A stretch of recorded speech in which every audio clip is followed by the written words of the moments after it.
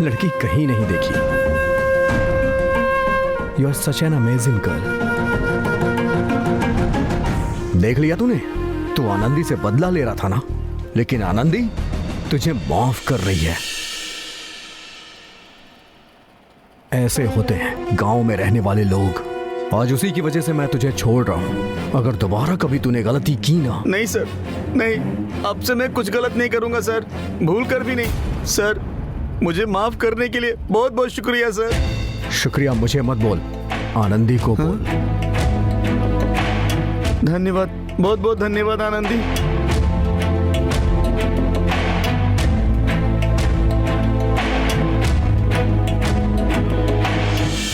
हे, दोबारा कभी इस कंपनी की तरफ देखा ना। नहीं सर, मैं नहीं आऊंगा सर। चल निकल। सिक्योरिटी, बाहर निकालो इसे। मित्र, तुम और यहां जितने लोग भी मौजूद हैं सब लोग सुन लें। जैसे तुम यहां पर हो ना, उसी तरह से हर एक एम्प्लॉय मेरे लिए इंपॉर्टेंट है।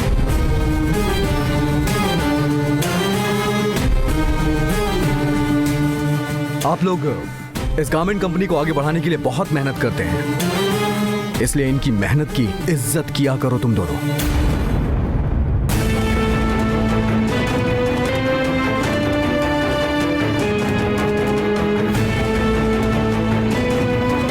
अब मेरी इजाजत के बगैर किसी को भी कोई काम से नहीं निकाल सकता। खासकर आनंदी के मामले में तुम जो भी फैसला लोगी, मेरी जानकारी के बगैर बिल्कुल भी मत लेना।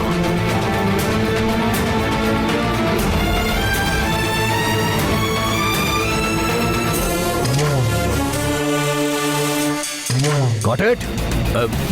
Yes sir. चाहिए।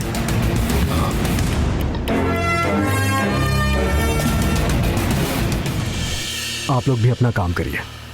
बहुत बहुत शुक्रिया सर, आप नहीं होते तो पता नहीं आनंदी का क्या होता। हाँ sir, thank you sir. Thank you.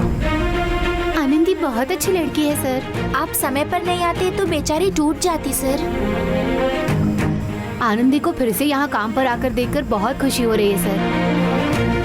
Anandi इस तरह की हरकतें नहीं करेगी मालूम था सर, लेकिन हम परेशानी में आ जाएंगे इसलिए डर से चुप बैठे थे सर। अब से किसी को कोई परेशानी नहीं होगी। मैं हूं ना यहाँ, आप लोग बेफिक्र होकर काम करें। ओके?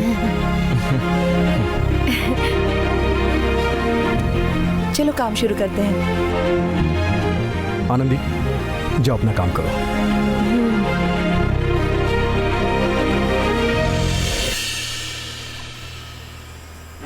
अनबू सर, बेंजिंग को पकड़ना और सच का पता लगाना सब कुछ तुमने किया है, लेकिन ये सब मैंने किया है, ऐसा तुमने क्यों कहा? इसके पीछे क्या कारण है, क्या मैं तुमसे जान सकता हूँ? सर, कुछ मामलों में आप ही का बोलना सही है सर। मैं बोलूँगा तो उसकी कोई वैल्यू नहीं रहेगी सर। और तो और फिर खामखा यहाँ कई लोगों की नज़र में आ जाता है। अब आपके बोलने से ही आनंदी का भला हो गया सर, बस इतना ही काफ़ी है। You are a great man Anbu. Keep it up.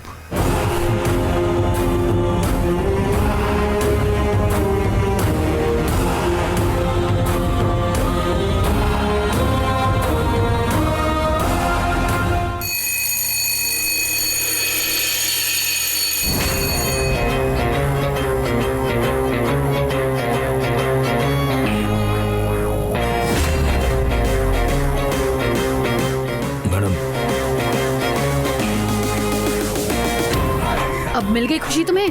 अब मैं क्या कर सकता हूँ मैडम, मैं भी आप ही की तरह समझने की कोशिश कर रहा था मैडम। एक शब्द भी मत बोलना, हाँ? गुस्से में कुछ भी कह दूंगी वरना।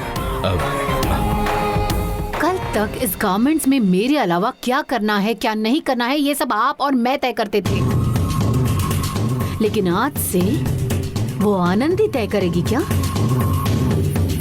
किसको माफ करना है, किसको काम पे रखना है वो बताएगी। अब महेश भी उसके आगे दुम हिला रहा है। इससे बड़ी बेइज्जती और कुछ नहीं है करुणाकरण सर। मैंने जिस दिन कहा था उसी दिन उसे निकाल दिया होता तो आज ये नौबत ही नहीं आती। इस सब की वजह सिर्फ आपका ईगो है।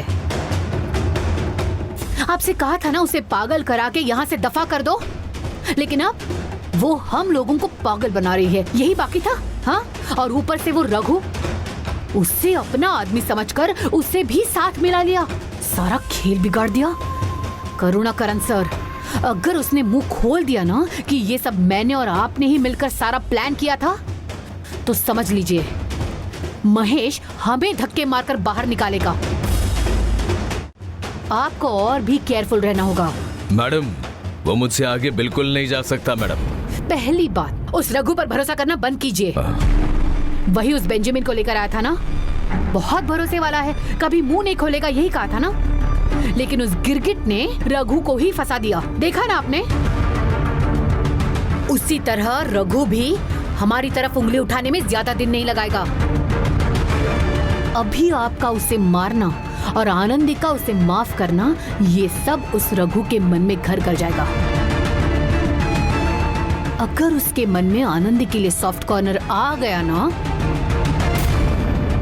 तो वो हमारे हलक की हड्डी बन जाएगा। तब क्या करेंगे आप? एक काम भी ढंग से नहीं कर सकते आप। मैडम, हर बात के लिए मुझे दोष मत दीजिए। महेश भैया इस मामले में नहीं पड़ते ना, तो मेरे आगे जाकर उस आनंदी को किसी ने भी सपोर्ट नहीं किया होता। वो हमेशा सिर्फ मेरे गुलाम बनकर ही रहेंगे।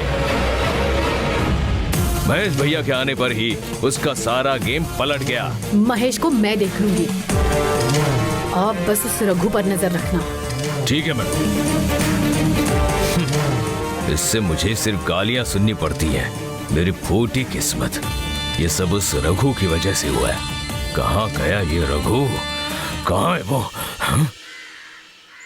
भैया इसमें से लो ना। आज खाने में क्या लाई? सुनो आनंदी, आओ साथ बैठकर खाना खाते हैं। नहीं दीदी। आनंदी, मैंने ही तुम्हें हमारे साथ खाने से मना किया था ना, अब मैं ही कह रही हूँ, अब से तुम अकेली बैठकर नहीं खाओगी, हमारे साथ ही बैठोगी। आओ चलो भी। अरे वो कहाँ गया? बोल रही हूँ ना। बैठो आनंदी।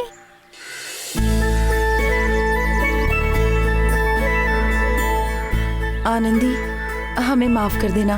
अरे दीदी, किस लिए? नहीं, हम जानते थे तुमने कोई चोरी वोरी नहीं की थी, लेकिन इसके बावजूद हम में से कोई भी करुणाकरण के खिलाफ नहीं गया।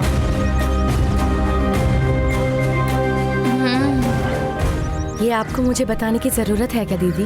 नहीं आनंदी, तुम्हें बाहर निकाल रहे थे तब हम सबको बहुत बुरा लग रहा था, लेकिन सबका अपना एक परिवार है, महीने की तनख्वाह पर ही हम सबका गुजारा होता है, इसीलिए हम में से कोई भी करुणाकरण के खिलाफ नहीं बोल पाया।